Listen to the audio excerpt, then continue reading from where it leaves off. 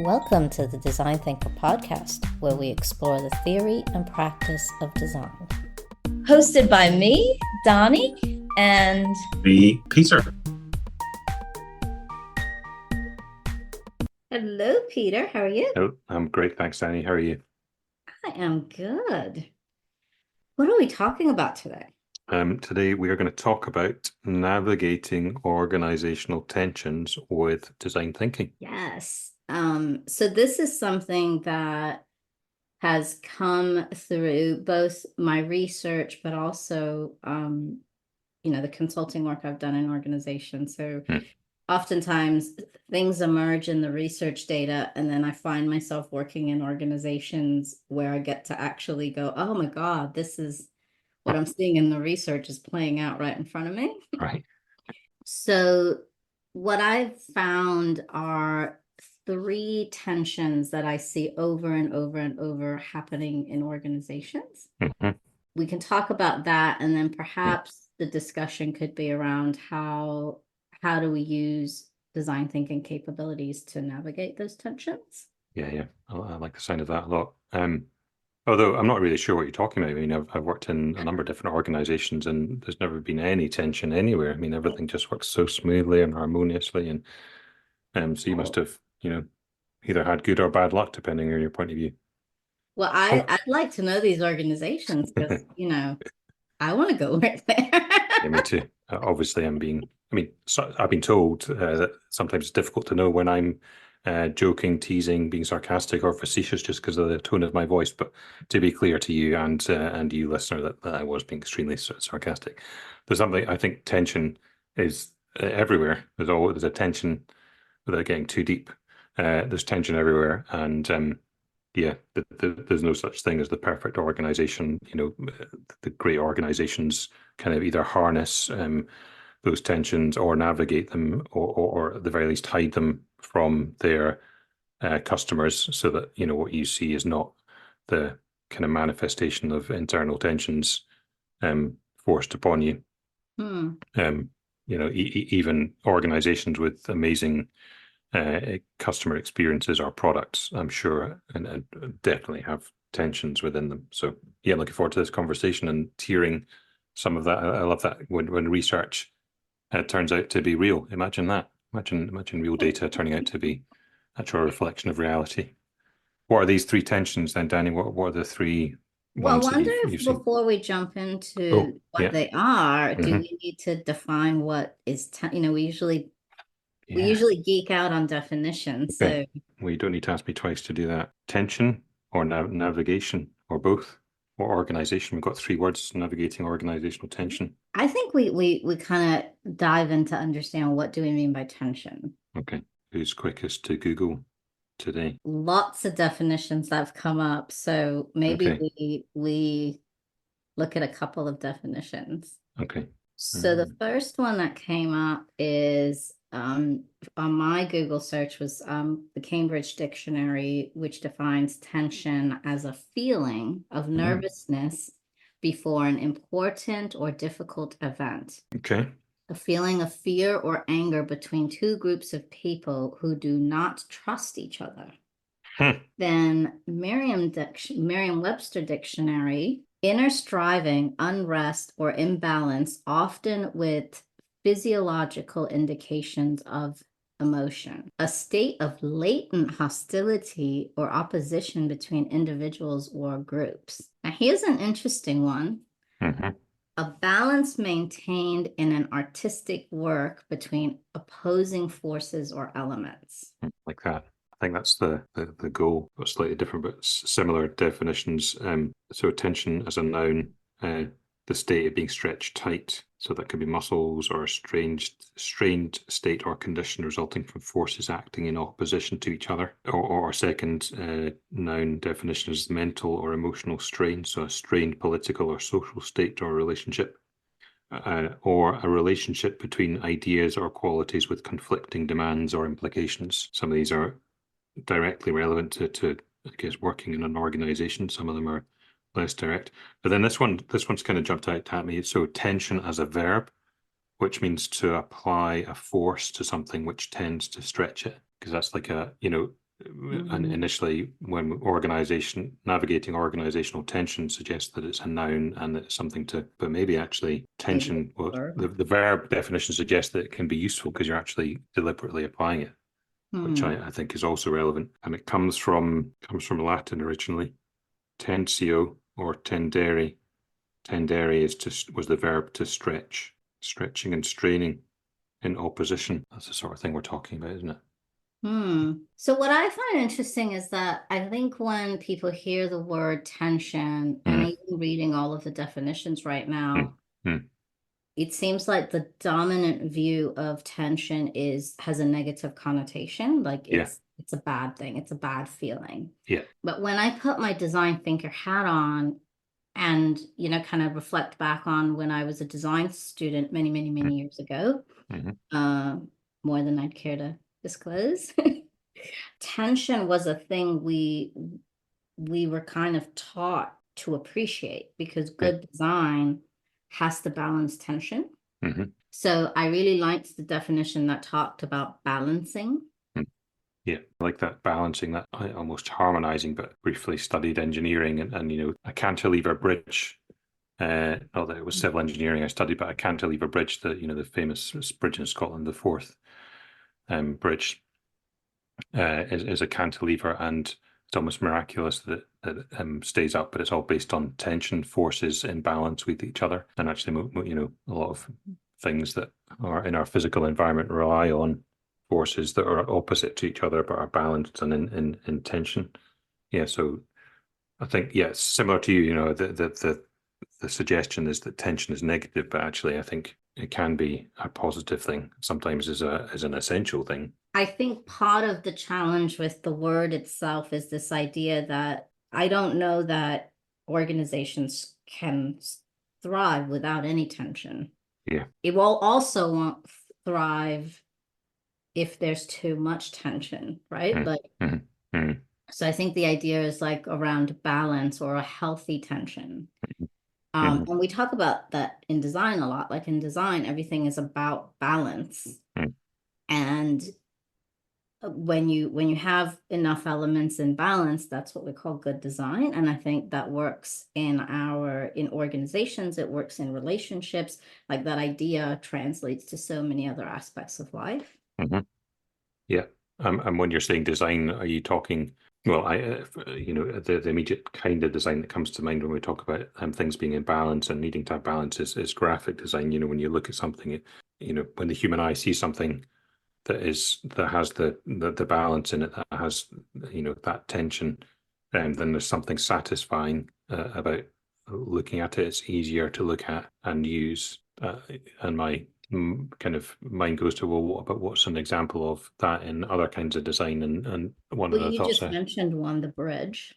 the bridge, yeah, yeah. Another one that comes to mind is service design. So that balance between in a service, the balance between what the service user, the customer, does, and what the service provider does. We're going off on a little bit of a tangent here, maybe prematurely, but it's not just about graphic design. It's Mm-mm. all kinds of design. Yeah, it applies in service, it applies in product, it apply like I think anything that we make, Mm, whether it's a physical, tangible thing or an experience, mm, it all that healthy tension, that balance needs to be yeah, there. yeah. Healthy being the key word, right? Hmm. Bringing us back to the navigating organizational tension is, well, yeah. Do you think the healthy part is the part to focus on? Like, because from my experience, most organizational tensions sometimes they're not even in the organizational, I guess, kind of consciousness, if you like, organizational awareness. We're often not even aware that these tensions exist. Never mind that whether understanding whether they're healthy or unhealthy, helpful or unhelpful. Absolutely. And the only reason that I started to recognize these is because I think Mm, what happens is we go into an organization and we get so embedded in the day-to-day of what happens there mm, that we don't actually go, hang on, are the things we're doing the right things? Are the things what yeah. we're doing are we doing the things that are helping us achieve the goals we're trying to achieve? Yeah. because we just kind of get into it. It's almost like, I know this is a bit of a cliche, but it's almost like when we go into organizations, we go into this hamster wheel and we get sucked into, well, this is how we've always done it. This is Mm, how, mm, but we don't really stop to go, I know this is how we've always done it, but is it how we should be doing it now? yeah, yeah, Recognizing that, everything is always changing. The external environment is always changing. Customers are changing. Our employees are changing. mm, Everything is always in flux. mm, So the only reason that I was able to recognize these patterns in organizations is because it emerged in my research data. So I was aware of them. And mhm, so then when I was doing work in organizations, I'm like, hang on. It was kind of like connecting the dots mhm, because I was living what was happening. And I was living in the real world, what was happening in my data set. yeah, mm, So one of the reasons I like to talk about this is because I think, I'm a big believer that to solve anything, we have to start at the point of awareness, because if we're not aware of it, then, yeah, nothing's changing. mhm, mhm. So yeah, so should we jump into what these are? Yeah, yeah. Please, let's do that before I take us off on any more tangents. Did we finish off what you wanted to start before we got onto the three things? Yeah. Yeah, I just wanted to kind of, make sure we all are on the same page about what we mean about tension, and then kind of yeah. talk about that tension isn't necessarily a bad thing. No, yeah, and I wonder is actually the I would go further than that and say actually uh, an extremely useful thing to do is to turn that tension. Maybe it's exactly the same tension, but turn it from an unhelpful, negative thing into a helpful and positive thing. So, yeah, tell us what these three big tensions you've seen. So the first one is we want innovation and we want control. Hmm. So organizations recognize that change is necessary. Change comes from innovation. Hmm. We say we're committed to it. We allocate budget to it. We ask people to think outside the box. We do all the things. Hmm. We run ideation workshops. We come up with all the ideas, but then we also want to maintain control. We don't want too much change, and we don't want to take any risks. We want change and innovation, but we want to do it without any risk. Sound familiar? Yes, I will resist the urge to be sarcastic or facetious for now. Yeah, that definitely. Like you, I've not done any scientific research and gathered empirical evidence or data on it, but I've definitely lived through that. Probably most of my working career, actually, knowingly or unknowingly, Mm. been on the sharp end of that, in working in call centers and been in the back end of it, trying to help organizations resolve that tension or harness that tension. And then lots of people I spoke to, what they talked about is it's one of the reasons that people told me they've left an organization. Mm, This, lots of people talked about, well, I was recruited, I was headhunted to mm, come in and make change because they wanted to take this big leap in innovation. mm, And when I went in and I tried to do all of those things, it was like, I had to do it with my hands tied behind my back. So why? I'm paraphrasing some of the things from the research here, yeah. but that was kind of the commentary that came along with that. Yeah, definitely relate to that. Those verbatim comments. Okay, so that's number one. Do we want to go through all of them and then come back? Yeah, my brain needs to know all three before I can focus. Okay. Just like you've teased us. You need to. See, the other tension is around profit and purpose. Hmm, So, of course, organizations have to be profitable to stay in business. hmm, At the same time, though, what we're seeing more and more is people want to work. People want their work to have a purpose. hmm, They want their work to have a purpose, and they want to belong to an organization where they feel like their purpose aligns or their hmm, values aligns. hmm, And we're also seeing more and more of customers want to buy from organizations that hmm, have purpose. hmm, So, and I think the tension is like from a consumer perspective, yeah, I want to align where I spend my dollars to organizations whose purpose I align with. And also like interest rates are going up and I have to make my mortgage and Mhm. So I think that tension exists from a consumer perspective. It exists from an employee perspective because yes, I want to work somewhere where purposes align, but I also have to make money because I Mhm. have to support my family. Mhm. And then that also translates to the organizational level. But I think for organizations to be, this is, I feel like, such a missed competitive advantage. If Mhm. you could work out how could we be purpose driven and still be profitable, Mhm. to me, that there's such a missed opportunity there Yeah.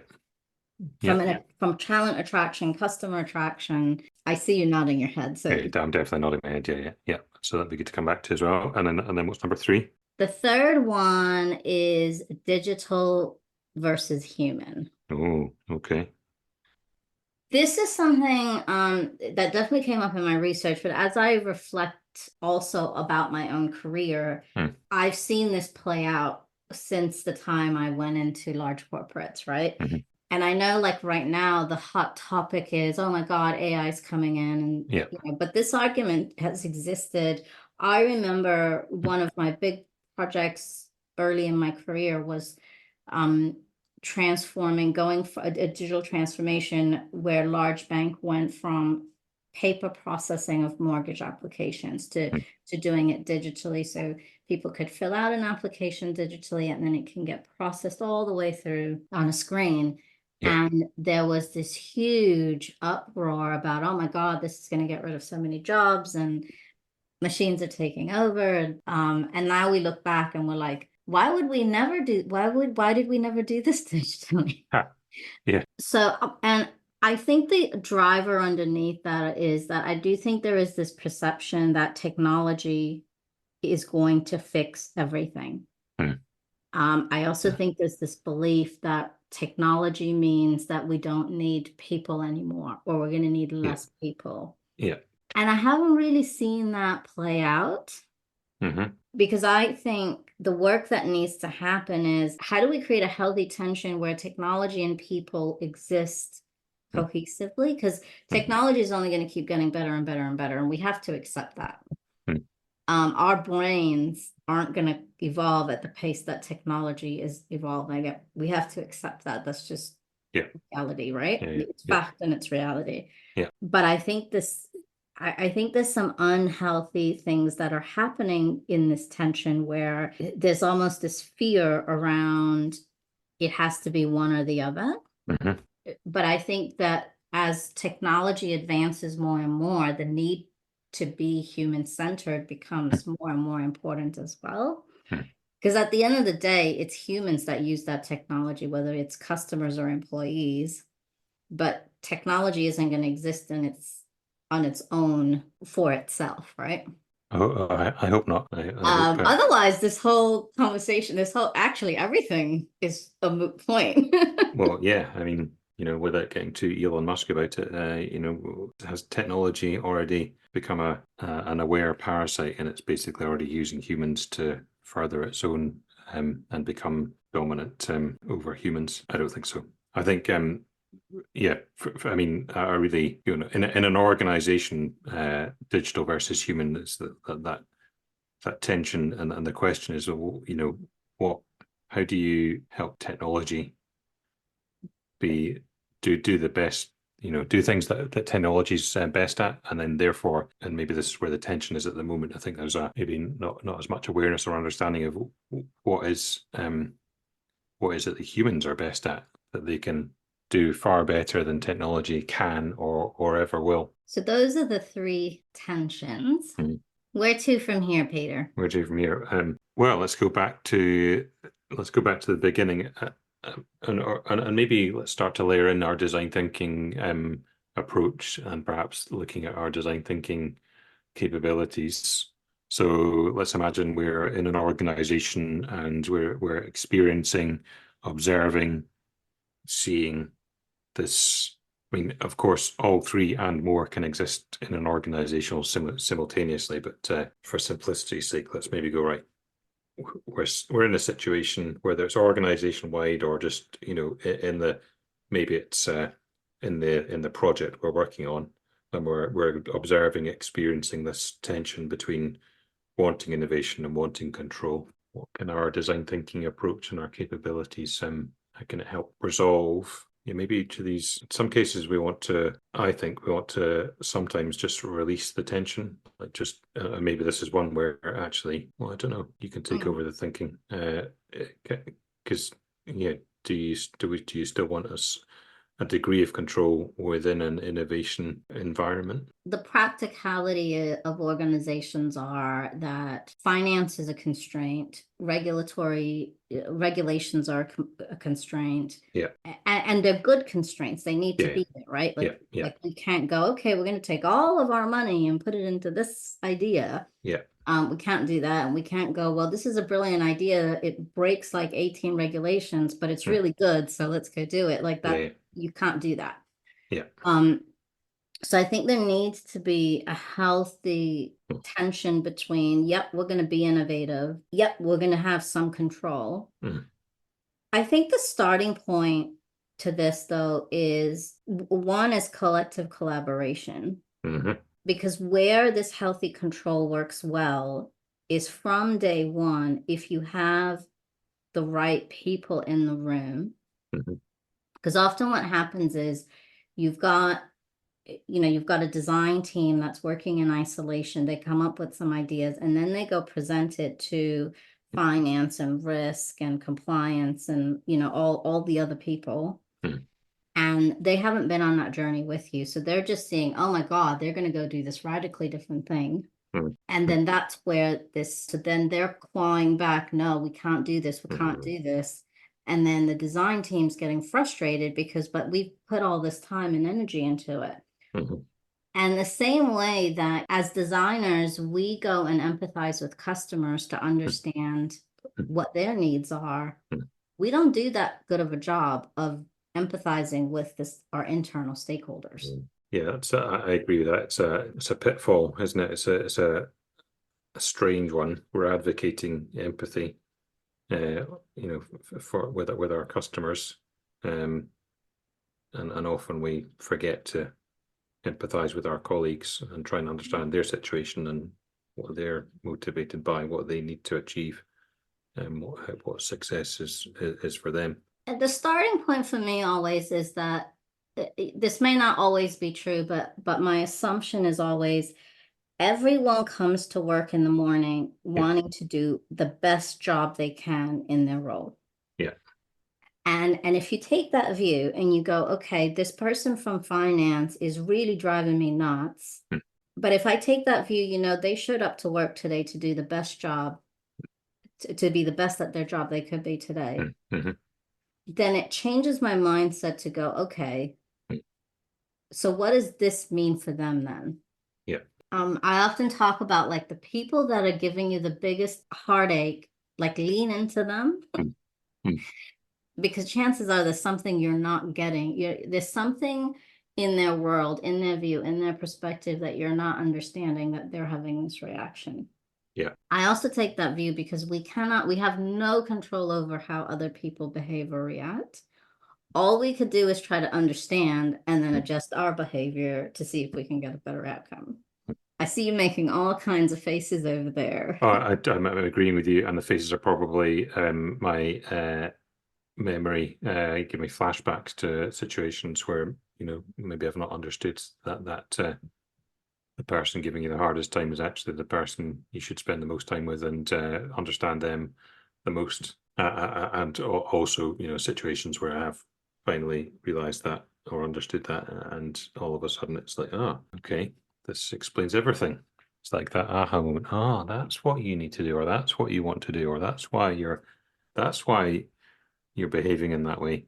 Yeah, that's the reason for the faces. Okay. Sometimes I'm not sure. Just the same way that sometimes it's hard to tell if you're being sarcastic or not. It's sometimes hard to. So we're talking about collective collaboration, and we've kind of segued into empathetic exploration within our organization. So spending time and effort to understand our colleagues. And then I think there's a little bit of situation optimizing that needs to happen here too, right? Because a couple of episodes ago, we talked with Jason Osborne, who talked about constraint stacking. Yeah. And that's that idea of understanding, okay, so we've got the design team here, we've got, I don't know, the sales team here, we've got finance, compliance, risk, legal, we've got all the people in the room. And let's understand together. So now, now we're all in the room. We have taken some time to understand where each of us are coming from, what's important to us, what our jobs are. So now let's kind of get all the constraints on the table. Mm. What's the budget here? What's from a legal risk perspective? What are the things we need to know? Mm. And then when we understand all of those things, we can go, okay, so do we agree that the current way of things is not working? Yeah. Like, Yeah. can we see a better way forward? Like, do we believe there's a better way forward? We don't have to know what the better way is yet, but do we just fundamentally believe that, yeah, we've got to find a different way to do this? So we've done the collective collaboration by getting everybody in the room. We've done the empathy work and getting to understand each other. And then we've come to this place of, okay, let's get all of our constraints on the table. And then let's ask ourselves, this is the problem, and these are all the constraints. Do we still believe there's a better way forward? And then that is where you then move into doing some idea generation. Yeah. And I think, helpfully in the room when we're getting these constraints, or metaphorically maybe on the table, maybe even literally or on the table if it's big enough. But, some visual communication can really help, because typically in those constraint exploring conversations, they can have tension within them. They can be, high energy, unhelpful high energy. So, listening and visualizing what those constraints are, so that we can pause and look at how the picture is building up, and how those constraints are stacking on top of each other. Yeah.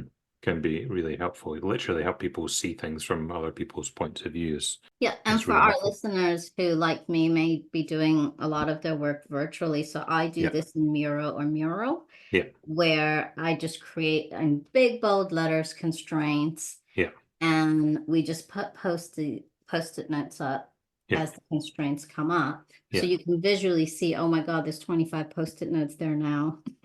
And I think the thing to understand is there is an iterative nature to this. So one, all of this isn't going to happen in one meeting. And I think where we get stuck is we're like, okay, we've got to move quickly. And we quickly move into coming up with solutions. And then we want to go implement it. And that's when the slowdown happened. And the reason that happened is we didn't spend enough time on the front end. So if you take your time in the beginning, you can, it's that whole idea of go slow to go fast. Because then you've come up with a beautiful idea, you've designed it, you spent, you did all the things. And then, oh, we don't have the money for it. Oh, well, apparently legal doesn't think this is a good idea. And now you're having those conversations that you should have had. And then the other thing that happens is when you've done it this way, the people, like, everyone's on defense, right? People that have designed the solution are defensive of the solution, because at this point, they've got skin in the game. They've invested time into this. The stakeholders you haven't engaged are on defense, because they're like, whoa, hang on. I need to have some control over what's happening here, because they see that as their jobs. And I do apologize. I feel like I'm picking on finance and risk and compliance. I'm sure they accept your apology. We're taking a situation optimizing approach where we've collaborated collectively, empathetic exploration and visualizing, generating some ideas, and then we might as well hit a 6 and bring in curious experimentation. So we've kind of brought the attention to everyone else's or everyone's. We've built up this collective awareness of this tension between innovation and control, and I suppose we can definitely start exploring or encouraging everyone to experiment, to figure out how to. I keep thinking my mind keeps going to resolve the tension, but really, I think in each of these big 3 ones, it's more about harnessing the tension, or at least turning it from unhelpful to helpful, or So I'll changing the balance. But go on. You're never going to resolve the tension. Okay. It's just not going to happen, right? Yeah. And the reason it's not going to happen is if you think about the functions of an organization, what's the job of sales? To sell things. Yeah.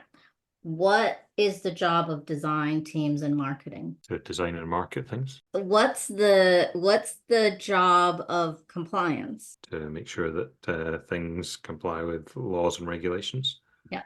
So these people here are incentivized to meet customer needs and drive up revenue. Yeah. These people here are incentivized to make sure that the organization doesn't break any rules. Yeah. And naturally, there's this pull that happens because they have different views, different perspectives. Yeah. They're all trying to do a good job. They're Yeah. just looking at, so if you think about it, they're seeing a different part of the pie Yeah. Yeah. from Yeah. their view. And the idea of bringing everybody into the room, virtual or physical, is so that we can all try to understand each other's perspectives so that a compliance person is always going to have a compliance lens to their work. And we need them to, like, that's a very valuable skill. And we need them to do that. And a design person is always going to have a design view. And a salesperson is always going to have how do I sell more of this? And we need that, right? Like all of those things are important, but they're opposed to each other and they pull each other. It's like a rubber band. So the tension is never going to go away. It's learning how do we navigate the tension in a healthy way. Yeah, so I'll try and change my word language from resolve to, because I guess maybe before we get into profit versus purpose, this idea of navigating versus harnessing, because for me navigating suggests it's like you're finding a way through and out the other side, but on the other side, that I guess that there is no other side. There isn't like a before situation where there's tension and a post situation where there is no tension. So it's more continuous navigation. Continuous. And this is where I was going earlier with the idea of iteration, right? Because this is a thing that will happen over and over and over and over and over. Yeah. We're always going to need to get everybody in the room. Yeah. We're always going to need to take the time to understand each other's perspective. Yeah. And if you're working with the same people and over again, the time to do that might shrink. Yeah. And if you've been doing this for years and years and years, the empathy that you're starting with is much higher for each other.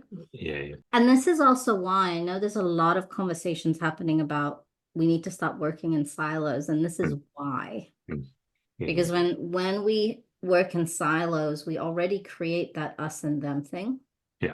And again, just like you described, the kind of the ebbing and flowing and the cyclical, I think, at least in my experience, that whole silo cross-functional, that in itself is a cyclical and ebb and flow. I think I'm not sure what the natural state seems to be. It depends on the organization, but the natural state of organizations I've worked in depends on some sort of maturity level. It seems to be silos. The natural state seems to be getting into groups. I'm sure there's lots of different reasons for that. Okay, so it's a continuous navigation. That's a helpful kind of clarification that's helped me, picture it in my mind as it's not navigating through something. It's continually navigating these organizational tensions.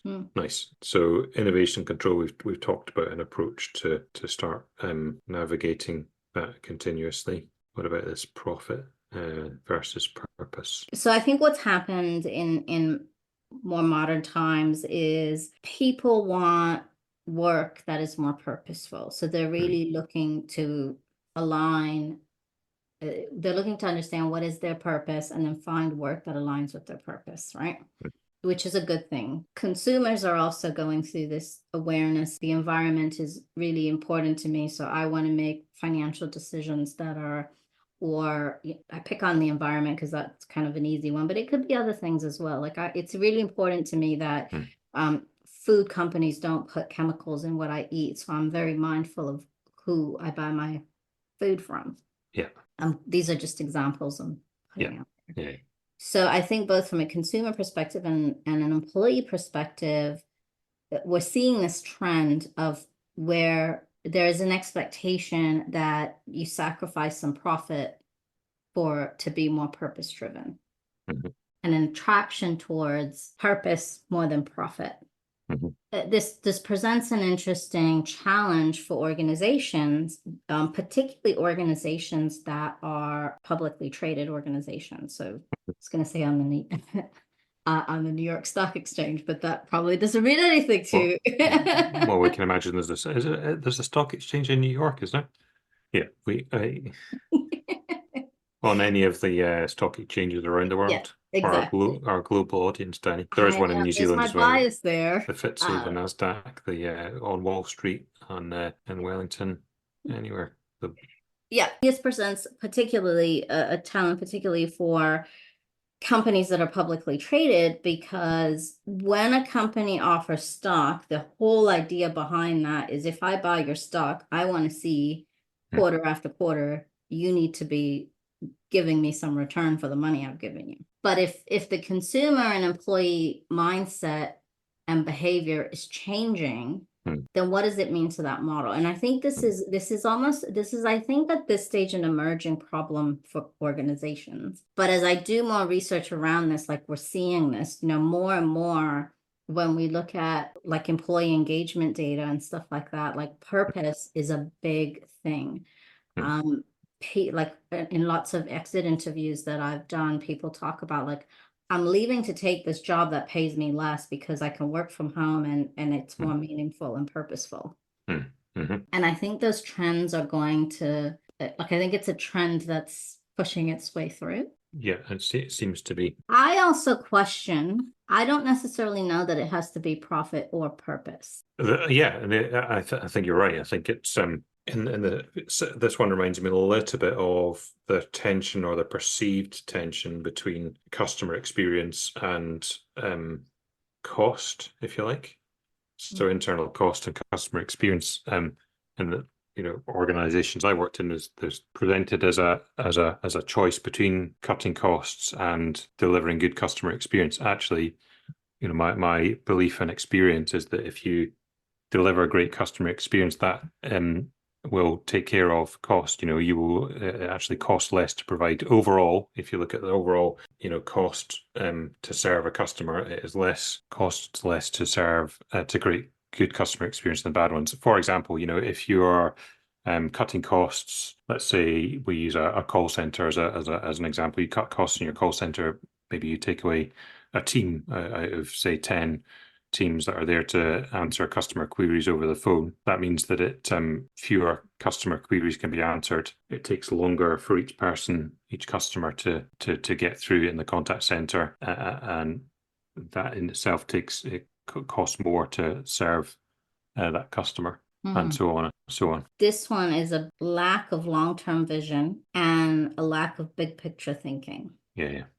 It's looking at things in the smallest detail, maybe in kind of transactions rather than the whole kind of system. So how can our design thinking approach help navigate this particular tension? Is it the same recipe we had before, Danny? Definitely. I think for me, when I look, situation optimizing it's almost the starting point. You have to, once you have even a glimmer of awareness, then you have to, I think, start with situation optimizing. You have to have a belief that you can actually navigate this tension between profit and purpose, and even as you're suggesting, come to the realization that it's not a binary choice between either profit or purpose, which I think is what you were saying before. So yeah, situation optimizing. There's going to be an element of empathetic exploration, because you have to understand, well, why is it that some people will see that purpose is in complete and total opposition to profit? So I think you're right. I think with this one, there needs to be a refresh in our thinking. Situation optimizing is a great place to start, right? Because you can start with listing out the constraints. And a lot of times when organizations or teams are stuck, I have them start with that. Tell me all the things that are in the way, all the roadblocks, all the things you don't have that you wish you had. Like, let's just get them all on the table. And it sounds like a very depressing thing to do. But the thing is, sometimes when these things are in our head, we make it bigger than it actually is. Yeah. definitely. And when you start, I use Miro a lot, so I use that, but it could Yeah, be Miro, it could be whiteboard, it could be paper, whatever the thing is. yeah, When you start putting those things up and everybody in the room starts seeing them, mm, they start to shrink. So getting constraints, and this is also why I think sometimes I feel like situation optimizing is very misunderstood often because people think, oh, it's about seeing all the good and yeah, it's not. It's actually about going, what are all the things we're up against? And then once you understand that, then going, is there still a better way to do this? How do we move forward from here? yeah. Nice. It's like I mean, organizations aren't just collections of individuals, of course. So it makes sense that in the same way that a good way to clear your mind is to write things down that are in your mind, whether it's a to-do list or things you're concerned or worried about. Yeah. So in the same way, getting these ideas or perceived barriers, blockers out of everybody's minds, somewhere that everybody else can see them as well. Yeah, I definitely agree. They seem to immediately kind of diminish and seem to be not quite as much of a problem, or they become more concrete, and therefore you can start to go, well, how might we overcome that particular barrier? So in this instance, I would do situation optimizing, Mm, and then I would do idea generating, mm, and then I would move into some empathy discovery work. mhm, mhm, And the reason for that is in this example, it's more of an unpacking around why do we think the way we're thinking, and it's almost like getting out of our own heads and mm, looking at something mm, bigger. mm, And in this instance, you almost as an intern on the team need to sort things out before you go try mm. to empathize and understand other people, right? And it's also just from like my experience of how this happens. So when you kind of get through that unpacking of constraints, it almost just naturally happens that people start talking about ideas. Yeah, And the trick there though is to keep people in ideation mode and not solution, yeah, like not evaluating, right? yeah, yeah, Let's just get some ideas on the board. yeah. Nice distinction. The more that I see around this tension, Mm, what I realize is that, like right now, it's this profit purpose thing. And I think this is going to become more and more prevalent as we look 5, 10, 20 years down the road. mm, But there's also going to be other things that come up that are like this, mm. where fundamentally how we think about profit is going to need to shift. Yeah, I agree with that. I think that there comes back to, well, what is profit? How's it measured? The idea of triple bottom line to I think is it six capitals now. So it's starting to there's a general acknowledgement awareness that profit can no longer be at the expense of the environment. Kind of fundamentally goes back to the origins of double entry bookkeeping, not measuring the air that we breathe on the or not calculating the air that we breathe and the water that we drink, etc., as an asset is going to be left out. So It's really, really important to illustrate here that what we're not saying is that like profit is important. yeah, yeah, Organizations need to make money so they can yeah, pay their employees, so people yeah, can have jobs. yeah, It is important, yeah, but it's balancing that with yeah, something bigger than just profits. yeah, yeah. Nice. Okay, digital versus human. Ah. So as I mentioned, this is something I've seen various iterations of this throughout my career. Mm, I shared the example of moving mortgage processing from paper to digital many years ago. mm, I saw this when, we were moving from online banking to mobile banking, so all of these different iterations of it happening. And I mm, think we saw it kind of, chatbot, the mhm. Yeah, whole of that. And yeah, now with AI yeah. becoming much, like Chat GP and, all of Mm. these things been happening way before you and I were ever around, Peter. Oh yeah. It was somebody's job some years ago to sit there and plug these wires into a board to Mm, make a call go through. mhm, mhm, And I'm sure in those times, this battle of technology versus humans mm, was happening, right? mm, Like, oh my God, all mhm, these people are gonna. And then I remember an old boss of mine telling me that, like, when he started work some years ago, if he wanted to send a letter, he would have to handwrite it and then take it to this room, and this room was just full of typists. Huh. Yeah. And you'd hand your letter in, and then whoever became available Yeah. would pick that up and type it and then bring it to you. And there was a little bit of back and forth that happened. Now he sends his own emails. Yeah. Yeah. So what happened to that whole room of typists? Like, so Yeah. I think this battle has been happening forever. Forever. Yeah. Yeah. Forever. It's just But right. Maybe it's like it's technology versus human at the moment. It's digital and AI. Yeah. Yeah. hmm. I mean, I chose the word digital because in my research in the data set, people often talked about digital transformation. That was their word. Okay. Oh yeah. Okay. So as much as possible, I try to use the words that people use. One, to hold authentic to the. I always talk about when people share their information with me, it's a gift. Yeah. I try to hold that gift Yeah. in the form it was given to me as much as Sure. possible. I love So it. that's why I Yeah. use the word digital. Yeah. Well, let's stick with it. I like it. So digital Um, versus human. Yeah. and more, what people are talking about today is how digital always tends to get top billing, and we're dismissing human capabilities. Hmm. And people also have been talking about it in the research data about how organizations have this very flawed view that digital is going to fix all the problems. Hmm. And I think that's where this tension is. I think there's a Hmm. tension of people worrying about what digital is going to do to their jobs. Mm-hmm. And then there is a tension around, well, we don't really need to bother with fixing these problems because we'll just add some digital techie bits to it, and then voila, it'll be amazing, and everybody Yeah. will be happy. Yeah. It's like we're trying to digitize our way to utopia. Mm-hmm. Yeah, yeah, I've definitely seen that or versions of it. Yeah, and I think as I mentioned earlier, I mean, I don't know, does it come down to? I don't think it does come down to that, but there's the idea in my head is that digital is kind of our so-called digital capabilities. Let's describe it as that are more knowable and understood than human capabilities. Are they more? Maybe by definition they're more certain than human capabilities, or more maybe more measurable. Maybe ultimately digital technology is all about zeros and ones, so it's either something or it's not. Versus human capability is perhaps less like that. Well, yeah, I mean, I think like humans are complicated, we're messy. Yeah. Like, we're not like I'm a hot mess and I know it. Yeah. But it's part of what makes me human. Yeah. Yeah. Exactly. Right? Me too. Um, Me too. whereas I think.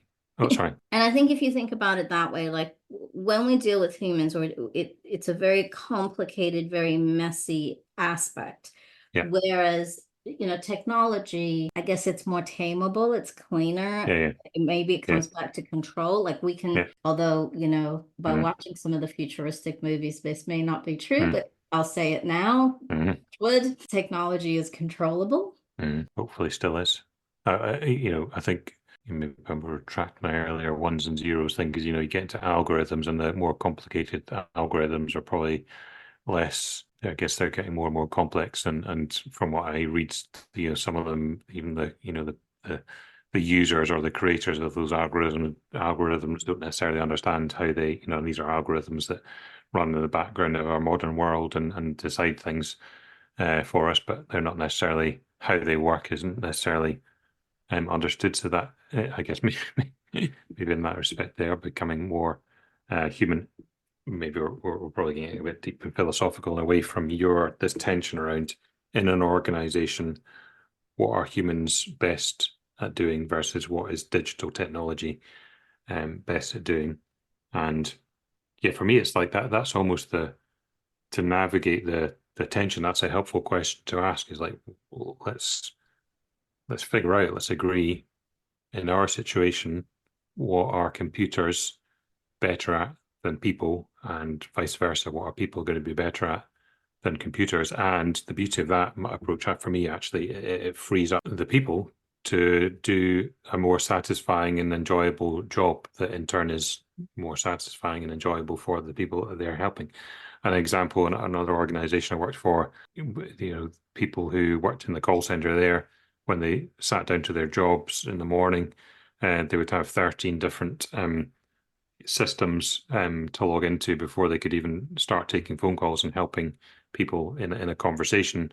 And their job was 80% navigating the different computer systems, and they became experts and good at their job by knowing which information to copy and paste from what screen in one program into what screen in another program. And 20% of their job was trying to pay attention during that whole systems navigation experience, trying to pay attention to the human being on the other end of the phone. And not surprisingly, the human being on the other end of the phone felt kind of left out of things while there was lots of silence. So what that organization did was consolidate all of those systems into a single front end and create some simple to follow processes that flipped the whole job of that contact center person from the 80-20 of navigating computers to speaking to people, and 80% of it became about, hey Danny, how are you today? And how can I help you? And okay, just give me a couple of seconds, I'll do that for you, and letting the computer take care of the computer stuff. So for me, that's a kind of shining example of where you kind of take a step back and go, hang on a minute, this is the wrong way around here. We're employing people to speak to people, so let's help them spend as much time as they can relating to another human being rather than focusing on essentially broken computer system. We've kind of start to lose the plot sometimes that technology exists to be in service of people. Yeah. Not the other way around. Yeah. And one of the best quotes that I remember from one of the interviews I did is that someone said, at the end of the day, my iPhone isn't buying something that I haven't told it to buy. Because at the end of the day, if you are a service organization or a product organization, at the end of the day, it's a human at the end of that that is receiving your service or product, not a technology. Yeah. In some other research that I did, one of the things that we learned is, lots of people are okay with doing lots of things digitally.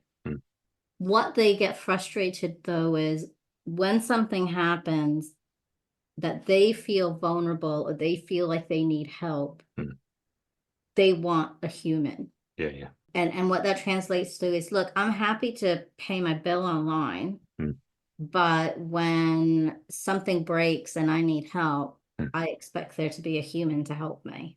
Yeah, agreed. And I've seen that in research, and I think the situation is when the customer can't actually understand and articulate what's kind of happened or what's happening, and what needs to happen next, then they will much prefer to speak to a person that they can interact with, the human being will help them think through what's going on and help them understand it. Yeah, it's a good example. Right now, interacted with a few different AIs. I've not encountered one that would help somebody navigate a complex situation. To remember that humans need interaction with other humans. Like we're built for that. Yeah, built for connection. Yeah, we're built for connection. And that is an element that is always like, it doesn't matter how we can have robot butlers, which I very well welcome, living in our homes and doing all the things that we don't want to do. But we are still always going to crave human to human connection. Yeah. And if you want an example of that, this is why like the lockdowns during COVID was hard, right? Because we were not built to be isolated in our homes, not interacting with other people. It's a good call. How do we approach this then, Danny? It's digital versus human. Yeah. So how do we create a good, healthy tension between digital and humans? This one starts with some curious experimentation. Okay, nice. A different take on this one. I like it. What Tell me more about that. What do I think? Yeah. Well, yeah, you can. I'm curious to hear what you've got to say. I think situation optimizing is my kind of go-to, but I could be to tell me about your curious experimentation. From a fear perspective, starting to have a play with technology helps. Yeah. Okay. Right. And I'll share my own journey. When things like ChatGPT came out, I had all kinds of questions, right? Like, what does this mean for things like writing? I also teach it to universities. Like, what does this mean for like students writing papers? So I had all of these things, and I read a lot. So it's like, oh my God. So like, am I now going to be reading books that have been written by AI? You know, so I had all of these things coming up. I just decided one day, you know what, I'm going to pop on there and see what it's all about. And I just started doing that. And then I started to see, oh, this is how this could work. This is how this, you know, this is how this could be helpful to me. This is where, like, you know, I learned very quickly that it does not do citations very well, which is something I warn students about. So when you get your hands into it and when you start having a play with it, and at first when I was having a play with it, it wasn't even about work. It was just like, what could it do? It was literally just it playing with Lego, kind of playing. And it took away that fear or that mystique about what it is. And then I started to kind of think about the possibilities of how I can be using it. Right. So it went from this curiously experimenting to ideation. Nice. Been through a similar thing with AI, ChatGPT, and I guess I'm still, you know, continuously going through that cycle of, you know, what can I do? What can I use it for? But it does, you know, reduce the fear, you know, that you start to understand a bit more. Something in my mind wondered, but can you, I think the answer is no, but the empathetic exploration with a machine, like, can you empathize with a computer? No. Yes. No.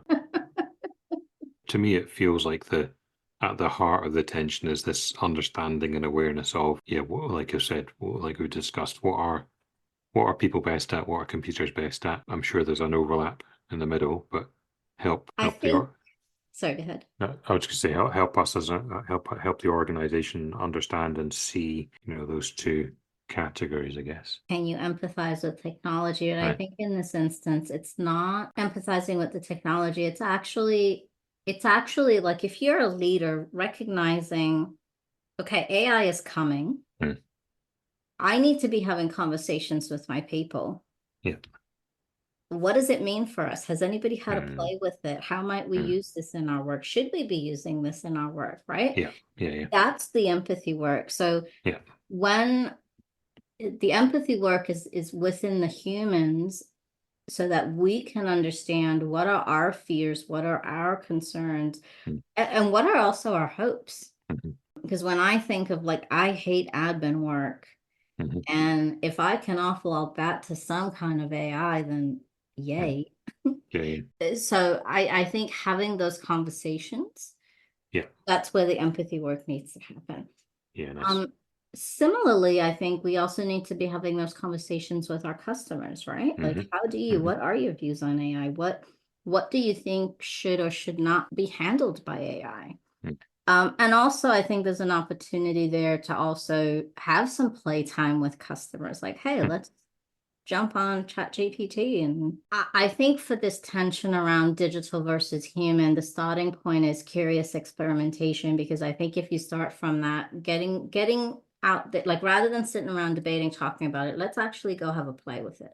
And then working our way backwards. And this is also why I don't believe that design thinking is a step-by-step process, because in each of these examples, we started with something different and ended with something different. Nice. That makes sense. I like the way that played out. You look like you're in deep thought there. No, I'm just thinking if there's anything else to kind of explore for now about digital versus human, but I think we've arrived at a good point there, and especially, you know, bringing it back to the empathizing with our teams and our customers to understand what people's hopes and fears are. But, you know, the starting with curious experimentation, just having a bias towards action, doing something. Because you're right, you know, we can talk about, well, I guess we can talk about all of this, but actually getting into it is the most important thing. I'm going to ask you, so I've got time to think about it. What are your takeaways from this conversation, Dani? Before we jump into takeaways, I also want to add something around digital versus human. What is happening is there is this view emerging that digital capability is more important or more valuable than human capability. Fundamentally, we need to shift that thinking. Because you're going to need human capability. I mean, even advancing digital capability requires human capability. Yeah. But also, both are valuable. The more technologically advanced we become as a society, the more that we have to be human-centered, because, as my favorite quote from somebody I interviewed, my iPhone doesn't buy things until I tell it to. Mm-hmm. So at the end of everything, there is a human. Yeah, Now, nice. takeaways. Okay. Yeah, go on. This conversation's been very, this is something that I did research on that I haven't really written or done anything with. And I think this conversation's kind of prompted me that, hey, there might be some stuff here that other people might be interested in. Yeah, definitely. I think the whole kind of, it brings to life some of the capabilities on maybe an area that we might not naturally or think about applying design thinking to. This is, attention isn't necessarily like a concrete problem, if that makes sense. Probably like you, I'm a big believer in using these capabilities and taking a design thinking approach simply to get people in the same room and start having a conversation in a helpful and maybe structured way. So yeah, there's definitely, it's been a really interesting, thought-provoking conversation. What am I taking away from it? I think there's that collective act of getting things out of our heads, that kind of unpacking, and maybe that unpacking and then pausing for everyone to kind of reflect on what's just come out of everyone else's minds can be a really powerful first step. I can think of a situation I'm going to apply that to in my current work. So that's my takeaway. It's always nice when you've got something you can go apply to your work right away. Definitely. There always is as well. There's always something in our conversations that go, right, I'm going to do that. I've forgotten about that, or that's a new idea to try out. So thank you, as ever, Dani. Thanks, Peter. This has been an awesome chat. Yeah. Thanks for listening, everyone. Yeah. Thanks for listening. See you next time. See you next time.